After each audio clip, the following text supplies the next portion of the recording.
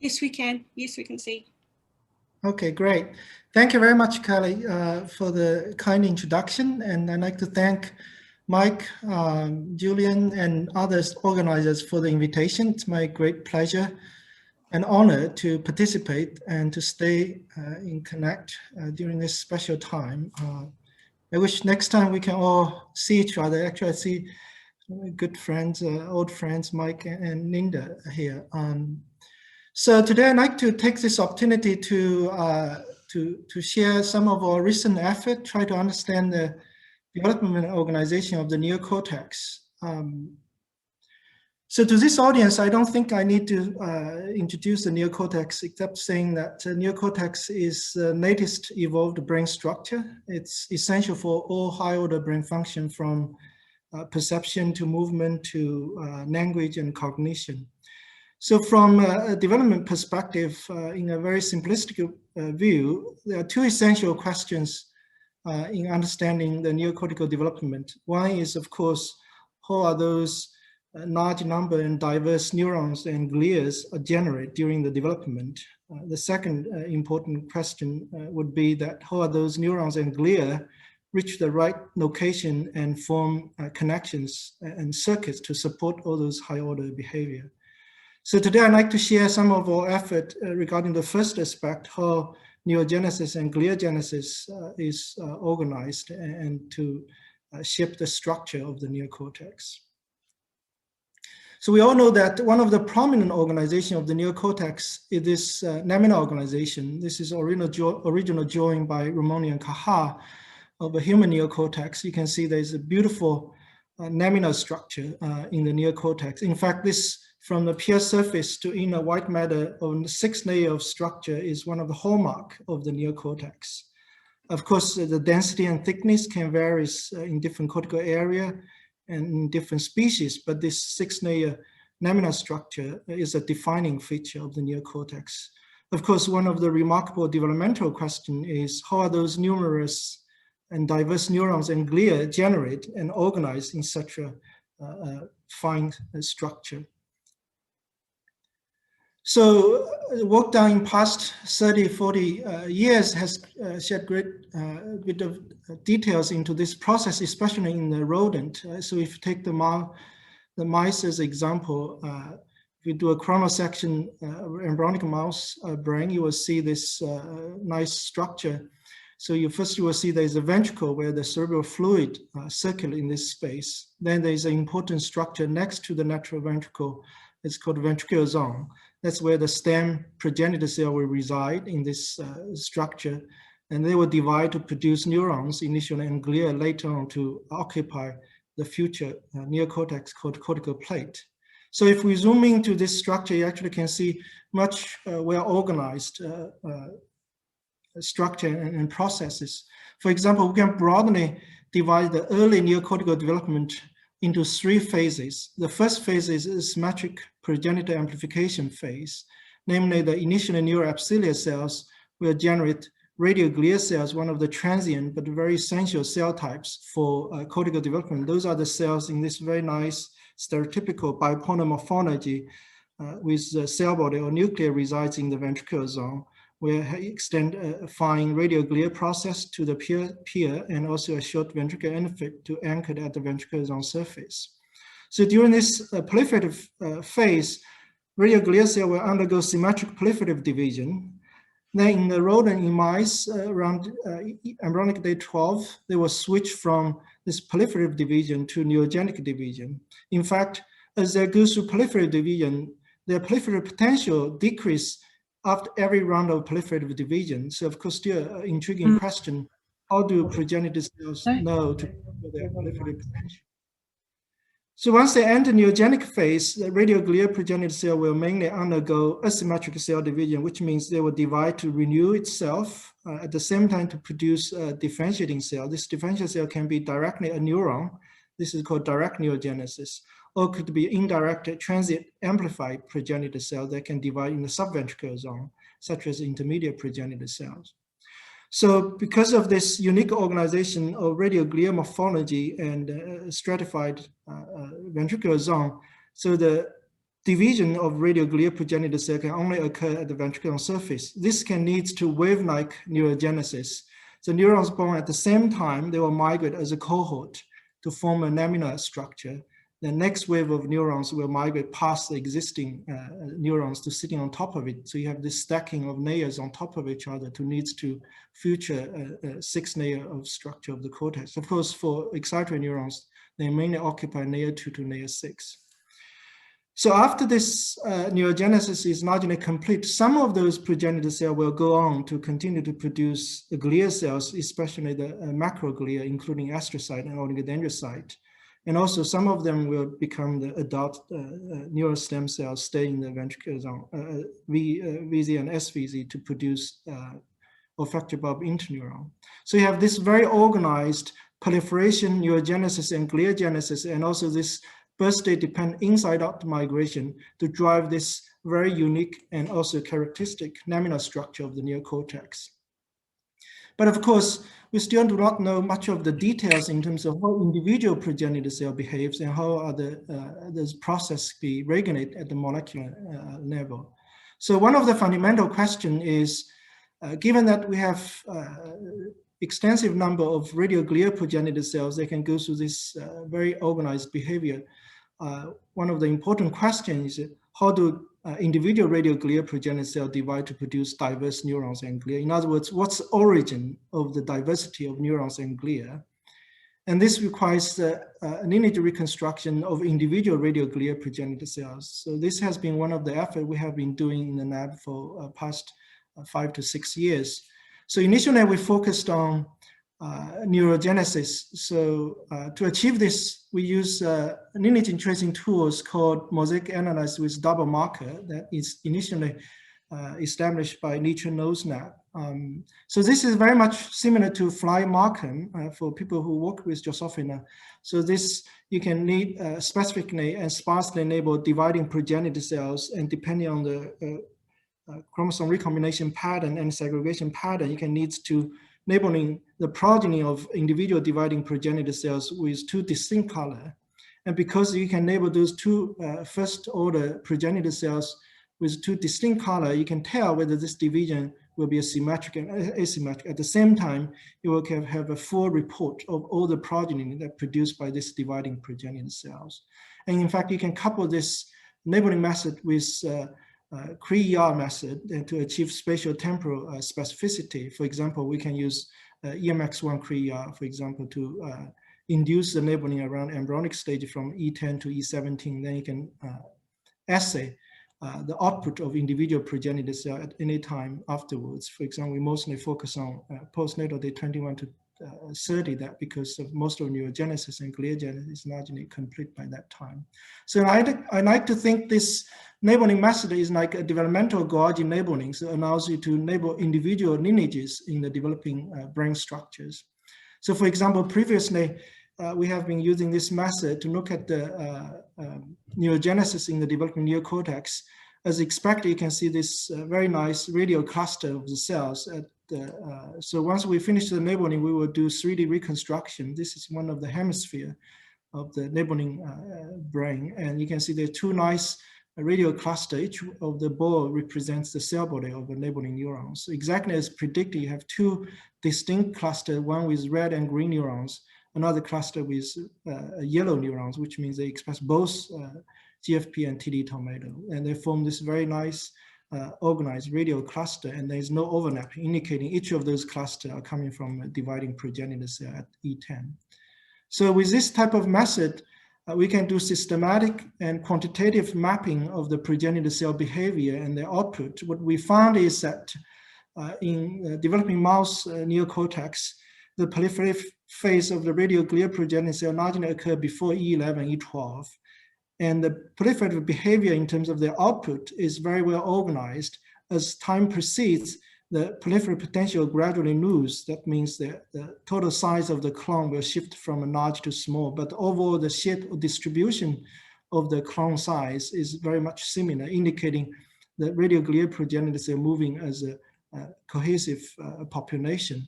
Now around E11, E12, they will start to switch from proliferative division to neurogenic division. Once they switch to the neurogenic division, individual radioglial progenitor cell will produce about 8 to 9 neurons. So the size of the clone can be approximated by a Gaussian distribution with a center around 8 to 9, which means the vast majority of the progenitor cell will produce clonal output around 8 to 9 neurons. They can span both deep and superficial layers rather than concentrating in either superficial and deep layers.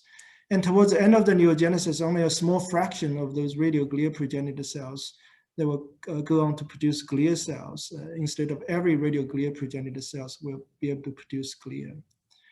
And of course, some of you probably interested in this topic probably come across this recent study done by Oscar Marin's group that have some different perspectives on this process. So I'd like to briefly discuss this, this difference between the two studies. So basically, when we use the MADAM labeling, if you look at E12, that's when the radioglial progenitor just switched from proliferative division to neurogenic division. If you look at the clonal size, this is what I meant. The size distribution histogram, it can be approximated by this like a Gaussian distribution with a peak around 8 to 9 neurons, indicating the output of individual neurogenic radioglial progenitor cells start from beginning to the end is not random, it's not stochastic, but have a rather preferred size output, about 8 to 9 neurons. They can be including both superficial layer neurons and deep layer neurons. And this also indicating that the output of the neurons of individual radioglial progenitor cell has this unitary feature that they produce as a unit. This does not mean every radioglial progenitor cell will produce exactly the same types of neurons in the same laminar distribution. It just means the total size of the clone is behavior as a unitary fashion. Consistent with this unitary fashion, if you go in to look at the percentage of superficial layers versus deep layers in individual clone, you actually can see this anti-correlation. If a clone has more superficial layer neurons, you will have less deep layer neurons, vice versa, indicating there is a constraint on how many neurons individual neurogenic radioglial progenitor cell can produce. And we propose this rather cohesive neurogenesis program model that the individual radioglial progenitor goes through a rather similar program in producing deep layer neurons and superficial layer neurons. Of course, we know that radioglial progenitor do not divide synchronously in the ventricular zone. So there is a variability in terms of the time they enter this neurogenic phase. And also there's some variation in terms of the time they exit the cell cycle, which may lead to some variation in the exact number of neurons they produce when they execute this cohesive program. Actually, a similar result was reported in Oscar Marin's paper that using the MADAM approach. This is their histogram of their clone size. You can see these two pieces of data is very much similar. However, in the same study, they also use another approach.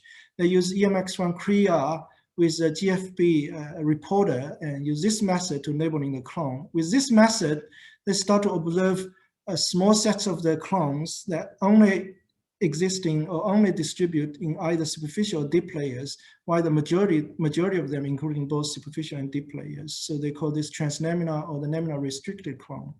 Of course, there's still some issues regarding whether this small sets of the laminar restricted clone represents radioglial progenitor cells or intermediate progenitor cells, because we know some of those intermediate progenitor cells can be labeled, for example, with the PAC6 or EMX1. Nonetheless, because of these different types of clone they labeled, they suggest there is a heterogeneity of the progenitor cells. For example, some progenitor cells only produce deep layer neurons, some progenitor cells only produce superficial layer neurons, while the majority produce both superficial and deep layer neurons. So they think there is this distinct progenitor cell population, and coupled with a stochastic neurogenesis that is essential for this neocortical neurogenesis. Of course, these two different models has rather distinct predictions. For example, with this cohesive neurogenesis model, you actually can see this gradual shifting of the output of neurons from individual progenitor cell level from the superficial, from deep layer to superficial layer. And this is a rather simple model, only has a few parameters that can simulate the data set. On the other hand, with this type of heterogeneous RGB model, it's actually quite difficult to simulate the output of the individual radioglia progenitor cell from a population level. It requires a large set of parameters to fit with the experimental data, and also how temporal progression of this the clonal behavior is still not very clear. But nonetheless, I think both the model propose some interesting idea that still requires the future experiment to test it more specifically. But I think it provides different ways how we think about neurogenesis occurs in the developing neocortex. So of course, after we finish analyzing the neurogenesis, we like to know a bit more in terms of gliogenesis, in terms of when the radioglia progenitor cell exactly make this transition from neurogenesis to gliogenesis, and once they switch to gliogenesis, how many different types of the glia cell they produce. So we want to have a quantitative understanding of the gliogenesis as well. We know that the cortical progenitor cell, namely the dorsal VZ, RGP, can produce both neurons and glia. So in the cortex, there are two major types of glia. The macroglia, including both astrocyte and oligodendrocyte. Of course, there is also microglia with a different origin, that from mesoderm origin, that they migrate at the very beginning phase of cortical development, then they reside there, act more like immune cells to survey the cortical development and function. As I mentioned, that dorsal progenitor cells, besides produce neurons, they can also produce astrocyte and oligodendrocyte. Of course, they are also ventral source of oligodendrocyte. Professor Song-Hai, I was asking whether I can interrupt your talk for a comment. Sorry that I let you go so far. So we will have the chance to discuss this further, I guess, after my presentation. But there is a misconception about our main message with the paper that you show. So our main point there is that we are observing diverse outputs, and these arrays from a kind of a stochastic behavior of progenitor cells. We haven't state that predefined progenitor cells to specify restricted progenies exist at all. So this we cannot say with the data we are handling. Just wanted to make this very clear to avoid confusion, but we can discuss that after my presentation if you prefer. Sure. I would be happy to discuss. In fact, we actually schedule a time to discuss with Oscar, with Denis Abdon, but we have to have gone through your simulation very well. At least in your simulation, at least two different or distinct types of progenitor cell in your model. Yes. So that's just bottom line. So that is true. That there is a hard-defined, distinct progenitor population, but I think this different progenitor population is one of the important perspective or features of your simulation model. Yes. And so, also, yeah. Okay, so I would be happy to discuss more, but I just want to explain a little bit what I meant. That's great, Alfredo and Song-Hai. If I may interrupt, that's an opportunity for the audience to appreciate the live discussion of this model that's still really important to resolve. But I agree with you both in that after Song-Hai's presentation, as well as yours, Alfredo, we can dedicate a little bit of your question time, Alfredo, to discuss both of your models in person. That would be great. So yeah, sure. Okay, great. Yes. Great, okay. Thanks. So the essential question we like to answer is how and what types of glial cells do individual gliogenic radioglia progenitor cell produce? So we decide to take advantage of this MADAM labeling approach to address this question. But of course, as I mentioned, only a small fraction of radioglia progenitor cells after neurogenesis will go on to produce glia. So this effort is actually much more difficult because we have to connect a large data set. And also, we want to cover the entire glia output. So we want to label the glia progenitor cell during the neurogenic phase. So that means that clone will definitely switch from neurogenic division to gliogenic division to cover the entire glia output. And also we decide to focus only on the green-red clones because we know that it definitely comes from a dividing radioglia progenitor cells, and with both neurons and glia, that is a complete glia output clone. So this is one of this type of clone that we labeling at the embryonic day 13. We look at the P30, we do a serial sectioning. You can see those small labeled cells, those are neurons. And of course, to see the astrocyte and oligodendrocyte with characteristic morphology, we also confirm them with marker staining such as S100 or oligo2 and etc. Then we can do a 3D reconstruction. You can see in this entire hemisphere, only one madam clones that with glia output. So in this clone, that they have both oligodendrocyte in the bottom of the neocortex and also astrocyte on the top of the gray matters. Of course, we have neurons. And because of the distinct color, we actually can infer this initial division of radioglia progenitor cell to produce this clone is asymmetric to produce green neurons. Then the rest of the progenitor, the rest of neurons and glial cell come from renewing radioglia progenitor cells in red color. So you can see there's a very organized asymmetric division, then continue radioglia proliferation to produce a large set of neurons and glia. So with this type of data, we can do systematic at the E13, E14, E15, E16. What we, the first thing we notice that is when we look at the average number of neurons per clone, you can see there is a progressive reduction of the output. This is consistent with this progressive restriction of neurogenesis as time proceeds. On the other hand, the total output of, or average output of the glia cells per clone stayed largely constant, regardless whether enabled at E13 or E16. This is largely because the gliogenesis occurs after the completion of the neurogenesis. So if you even enable at E13, the gliogenesis doesn't occur only at the later time point. So that's the reason the glia output stays the same. And this also suggests that the glia output we look at each individual time is largely complete of the entire clone. And also we observe three distinct types of glia containing clone. The clone only containing the astrocyte, the clone only containing oligodendrocyte, and the clone containing both astrocyte and oligodendrocyte.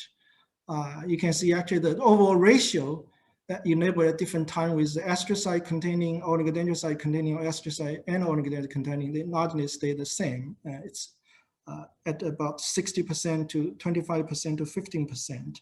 And this consistent ratio indicating this gliogenic properties with these three different modes is largely an inherent feature of the radioglia progenitor cell when they go on to produce glia cells, because regardless of the time you enable them, it actually looks the same. And because of the madam labeling, we actually can directly capture those radioglia progenitor cells, make the switch from neurogenesis to gliogenesis. The reason is that because we have two distinct colors, so when the radioglia progenitor cell make the last round of neurogenic division, which means one of the daughter cells will be in the neuronal lineage, either to be a neurons or intermediate progenitor cells, because we know that intermediate progenitors do not produce glia.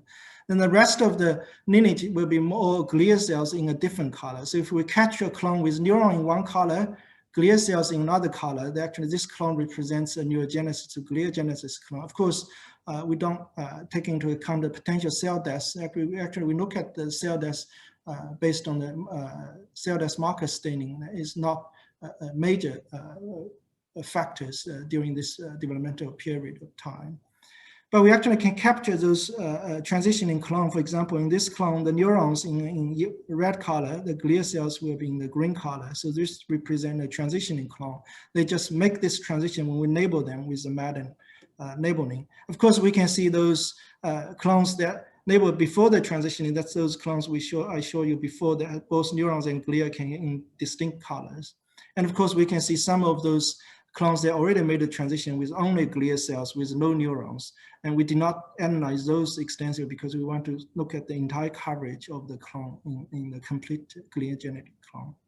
We actually can see that, so the overall, even previously we know that this transition occurs at the later developmental stage, but actually there is a progressive transitioning at E13, E14 is relatively low.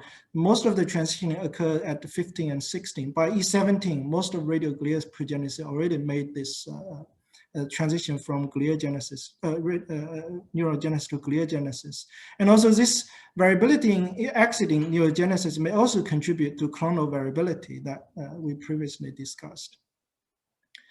And also, in fact, we can see three distinct types of transitioning clone, which means radioglia progenitor will transition to produce astrocyte, or transition to produce oligodendrocyte, or transition to produce both astrocyte and oligodendrocyte.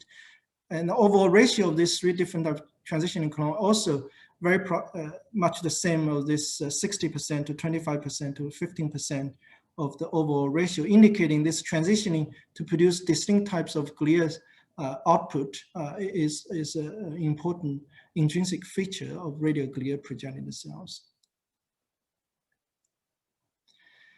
So we next want to take to see what's the relationship between astrocyte production and oligodendrocyte production. Actually, we will find that regardless whether a clone contains an oligodendrocyte or not, the average number of astrocytes is pretty much the same. The same regardless whether it contains astrocytes, the overall number of oligodendrocytes per clone is largely the same, indicating there is a segregation of the astrocyte production, oligodendrocyte production. If this is the case, we will predict for the clone contain both astrocyte and oligodendrocyte, the total number of the glia output will be a summation approximately the glia only clone or astrocyte only clone. This is indeed the case, indicating that the astrocyte and oligodendrocyte production is largely independent to each other. And also there is early lineage segregation of astrocyte and oligodendrocyte production. Another interesting feature you may already notice that there is also this prominent clusters that you can see in the individual clone enabled in terms of the glia output. So you often can see the astrocyte or oligodendrocyte, they occur in these local clusters. So we decided to look at this a bit further to see whether those individual clusters or subclusters actually represent the intermediate glia output, intermediate precursor cell, glia precursor cell output. To test this, we first look at the overall composition of those, whether they contain astrocyte or oligodendrocyte or both individual subclusters. You can see individual subclusters is largely either astrocyte or oligodendrocyte. They're not mixed with each other. And this is consistent with there's more fate-restricted intermediate glia precursor cells that are responsible to produce those local subclusters. And to look at those subclusters, you can see there's a very close proximity of those either astrocyte or oligodendrocyte. They form this very tight subclusters. And that may indicate there is potential glia cell domain with some structure and functional implication. But could those individual subclusters come from those intermediate precursor cells? So we decided to look at this a bit further by using nesting Cree-ER, because we know that nesting Cree-ER in the postnatal stage can enable some of those glia precursor cells that represents intermediate glia precursor cells. So we can use nesting Cree-ER coupled with MEDM. Indeed, we can enable those local subclusters. It can either be astrocyte or oligodendrocyte. There's no mixture, so which means the postnatal precursor cells that do not produce both astrocyte or oligodendrocyte. They only produce either one of them. If you look at the size of the number of astrocyte or oligodendrocyte individual of those subclusters, you can see for individual astrocyte subcluster, there's about 2 to 3 astrocyte. For oligodendrocyte subcluster, you have about 4 to 6. So there's this peak distribution indicating individual intermediate astrocyte precursor cells, they have a relative defined output because they have this peak distribution. Similar with oligodendrocyte, even the oligodendrocyte output is a bit more broad with much larger output in some of the cases, but still there is a dominant output. Then we use this information, then we can go back to look at radioglia progenitor cell clone labeled embryonic state with EMX1 Cree-ER to see whether we can see the size of those subclusters and the number of the subclusters to know what's the output of the intermediate astrocyte or oligodendrocyte precursor cells and how do individual radioglia progenitor cells produce in terms of the number of intermediate astrocyte or oligodendrocyte precursor cells. We can see that the size of the subclusters with this peak distribution with 2 to 3 being the dominant, and also, but the number of the subclusters show this geometric distribution. This is consistent with they are a bit more stochastic in terms of number of intermediate astrocyte precursor cell produced. Similar with the oligodendrocyte, we can see the output of the individual intermediate oligodendrocyte precursor cells with a relative peak dominant distribution, but the number of the oligodendrocyte subclusters shows the geometric distribution. So to summarize what we learned so far, we think that there is this very well organized gliogenesis process by dorsal ventricular radioglia progenitor cells. So they switch to use astrocyte and oligodendrocyte with a defined ratio of 3 different modes. Individual astrocyte, intermediate astrocyte precursor cells or intermediate oligodendrocyte precursor cells, their fate is more restricted. So they produce a much smaller output with astrocyte intermediate precursor cell produce about 2 to 3 astrocyte. Oligodendrocyte intermediate precursor cell produce 4 to 6 oligodendrocyte. In fact, I don't have time to show the data. In the individual subclusters, their subtype, for example, either to be a layer 1 astrocyte, protoplasmic or fibrous astrocyte, largely the same, which indicating that intermediate glia precursor cell, they largely produce the same subtype of glia cells, they form a local cluster. So what could be the molecular regulation? I'm not sure how I'm doing in time. Yeah, you have 2 minutes. Thanks. Okay. So then let me just quickly wrap up. I'm close to the end. So we actually look at the molecular regulation by looking at the NF1, which is a tumor suppressor, has a strong link with a glia, with a brain tumor. So what we find is that actually NF1 regulate the astrocyte oligodendrocyte production in a distinct way. Because of the MADAM labeling approach, you can actually couple the mutation with one of particular color to do this mosaic clonal analysis of the gene function. For example, in this case, we can link the NF1 mutation with red color, and then the Y type will be the green cells, red cells will be the NF1 mutant. What we find is that NF1 mutation does not affect neurogenesis, only affect gliogenesis. In other words, mutant or remove the NF1 do not affect neurogenesis, but greatly enhance the gliogenesis. The enhanced level of the astrocyte oligodendrocyte is slightly different. It has a much stronger effect on oligodendrocyte production, increase about 10 to 15 fold. You actually can occasionally see, not occasionally, you can often see that the very large oligodendrocyte clone as shown here. So this is one of the clone that has thousands of oligodendrocyte, and most of those oligodendrocyte actually are oligodendrocyte precursor cells that remain some of the proliferative potential. This raises the possibility whether this type of defective process may relate to the brain tumor. And we actually go on to look at there's a distinct cellular difference in terms of NF1 regulation. So if you mutant NF1 in terms of the astrocyte production, you only increase the number of the intermediate astrocyte precursor cells, but do not change the output of individual intermediate astrocyte precursor cells.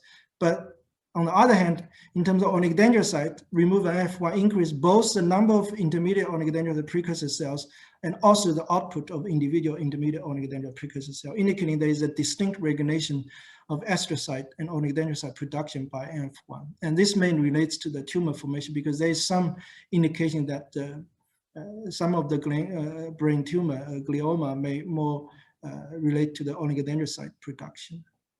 Just to summarize, what we think with this type of quantitative clonal analysis, we can get a more concrete understanding of the progenitor cell behavior and the output. Of course, this is not the full lineage of those radioglia progenitors. They also produce ependymal cells, some of those olfactory bulb interneurons, and also some of those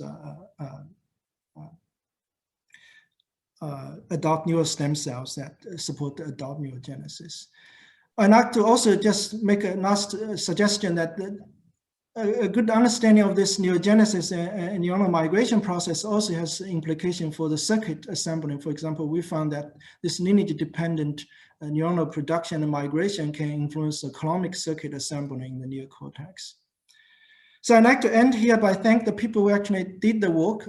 So this gliogenesis work is largely done by two talented students in the lab, Zhongfu Shen and Yang Ling, and in close collaboration with Ben Simon and David Jog from Cambridge. And also we got the reagent from Nicolette and Royal in terms of the crinoines.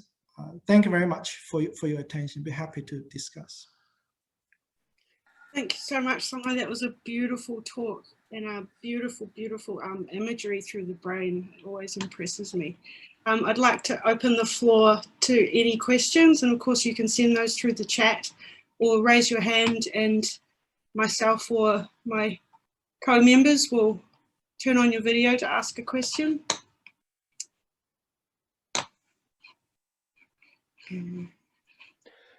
Thanks, Song-Hai. I do have a question, if I may. Sure. Despite the temporal specification in terms of lineage restriction that you see in these neuroprogenitor cells over time, early on making neurons and then later making exclusively glial cells or oligodendrocytes, your data would suggest that, and I may be misunderstanding the data, that the quanta output of neurons in the early progenitor and the quanta output of the astroglia later by a late progenitor seems to be somehow predetermined, so the clone sizes remain the same, and that the disruption in the case of astroglia by NF1 gene deletion shows that there is a mechanism that is involved, and so then the progenitor cells are regulated at the genome level with regards to the differentiation of the cell types, rather than the actual physical outputs of numbers of cells of specific types. That's what your data is converging towards as a model? Yes, to a large degree. The only difference I'd like to add is compare the neurogenesis and gliogenesis. Actually, the overall designing is very much the same. They actually go through this intermediate precursor cells and then to produce with more fit restriction and proliferate potential, then produce either neurons and glia. But compare the neurogenesis and gliogenesis, there's a lot more stochastic component, at least from the data we have in gliogenesis. For example, if you look at the number of subclusters that reflect the intermediate glia precursor cell number that each radioglia progenitor cell produce, that shows this more stereotypical geometric distribution, indicating there is more stochastic feature in produced intermediate precursor cells in gliogenesis. But the individual intermediate glia precursor cell output is a bit more restricted with a more peak distribution. Sorry, there's a question from Stefan Thor, asking whether there's a switch from asymmetric to symmetric cell divisions moving into gliogenesis. Moving to, so is this refers from the neurogenesis to the gliogenesis, the switch to asymmetric cell division? Yes, I think that's his question. Well, a short answer is that we do not know 100% whether every gliogenic radioglia progenitor cell will go through many rounds of asymmetric cell division, but we know some of those gliogenic radioglia progenitor cells will go through asymmetric cell division. But often people consider that the terminal division, either during neurogenesis, what I meant is that, for example, only about 20% of the neurogenic radioglia progenitor cell will be able to produce glia. Vast majority of them, about 70–80% actually will exit the cell cycle. They likely go through this exiting of cell cycle through the symmetric terminal division.